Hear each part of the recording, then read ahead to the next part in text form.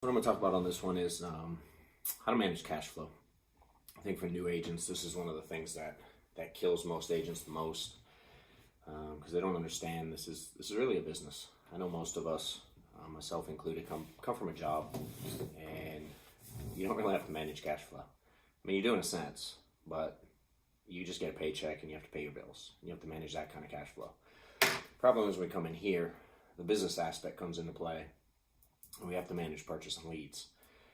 And that's where most agents struggle. Even agents been around for a little while. When they start getting deposits in, they feel like all that's their money and they go spend it.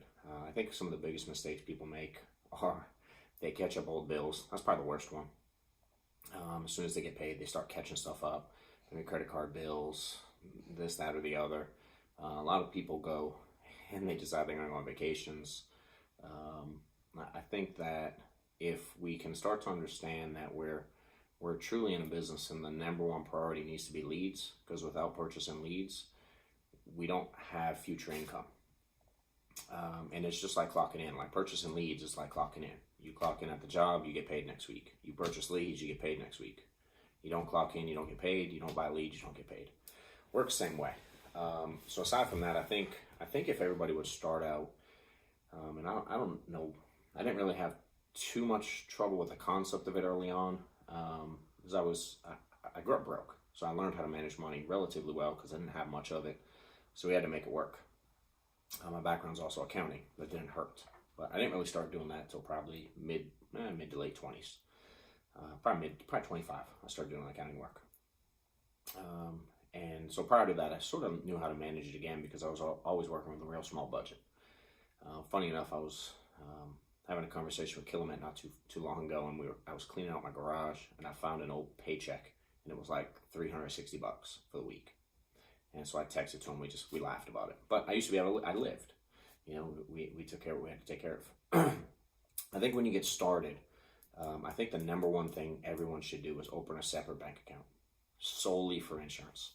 I think by far the biggest mistake people make just from the jump is depositing their commissions into their personal bank account, where their bills are paid, their spouse has access to it, they see the end, and they, more importantly, or what hurts most people the most, is seeing the purchase of leads and the investment going out, and that frustrates a lot of people, and it's hard to manage.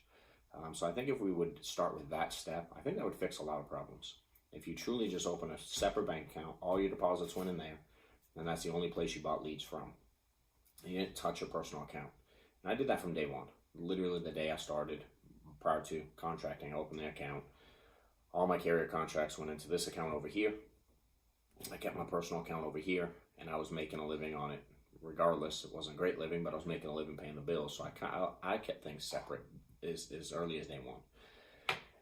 And then what I did from there is, when I had a deposit, I kept everything in the business account, we'll call it. It was just a personal checking account, my second one.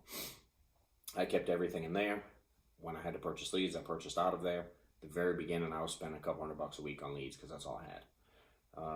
And then once it got to a point where I had a little bit in there, and it wasn't much, I started paying myself weekly from the business account to my personal account. I just did a transfer. And again, a lot of you guys know I started out part-time, so I had the job income over here. So the first 12 months, I didn't pay myself anything. Literally 100% of my deposits stayed over here. All that I bought out of there was leads, or if we had to go to like travel to a conference or flights or something like that, like a hotel stay for the purpose of business, I would purchase it out of there. So that did help me doing it part-time for a while. If you dive in, you have to do the same concept. But again, we have to look at this thing like a storefront, as if we opened a pizza shop, whatever it is. You can sell something, close, it doesn't matter. And you have to have something in the business account to open it. And then as soon as you start making deposits, like if you made your deposits from selling pizza, and that very day you paid your Amex bill, and you couldn't buy any more dough and cheese and sauce, nobody's confused you'd be out of business. And yet, as new agents, that's the biggest mistake we all make, and I've done it too. Where I've not always been perfect at it, but I at least have the basic setup to where we spend before we invest. And if we could, I don't know how to get too much deeper into it other than manage it well. I think one thing that helped, like if I think about a couple agents that struggled with it and then turned around and fixed it, one of the things that we did was every deposit they made, they paid themselves, they transferred to their personal account, half of that, and kept half in to go towards leads. But they only gave themselves the half up to a threshold. So if they needed $500 a week, $1,000 a week, whatever it was to pay their bills, deposit, half would go here, half would buy leads. Once that transfer met the max, say the $1,000 a week, 100% stayed in the business account.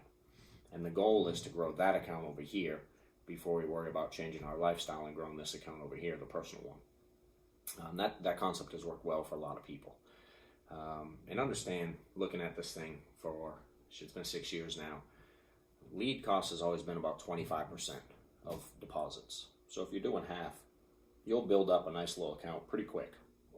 It doesn't take too long. And I know a lot of people go, well, I need the money. I get that. So I'm going to give you an example. Like, even if we take $300 and we buy leads, say Facebook leads, whatever, and I think they'll get you 25 of them.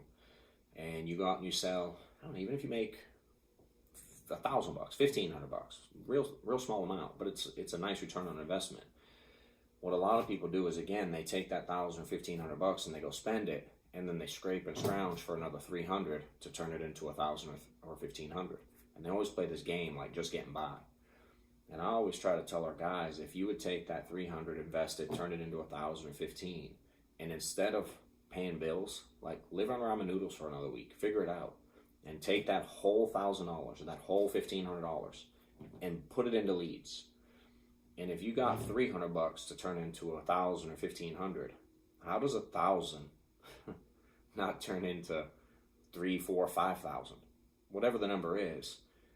And now you can repeat that process every week. Now you can just take your $1,000, put it into leads, and you have an extra $2,000 left over because you invested heavily quick. And then you never have a lead problem or a money problem again. The biggest issue is everybody drags that process out and they just scrape by with $300 and they spend the rest. $300 in leads, spend the rest. $200 in, no money this week, no leads this week. And I'm telling you, if you could just take that leap of faith just once, $1,000, $1,500, and if you got to build up to it, I get it.